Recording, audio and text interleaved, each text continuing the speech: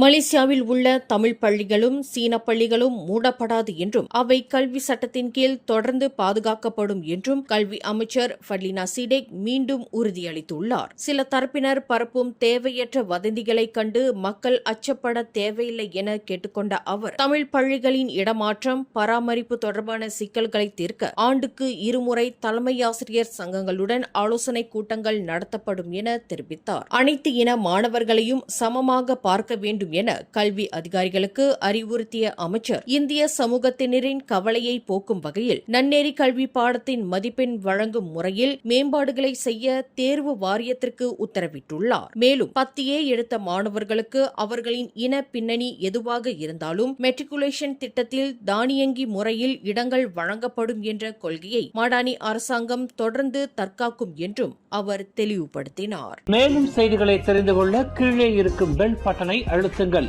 உங்கள் மகிழ்ச்சியை வெளிப்படுத்த லைக் மற்றும் ஷேர் செய்யுங்கள். தொடர்ந்து திசைகளோடு இணைந்திருக்க சப்ஸ்கிரைப் செய்யுங்கள்.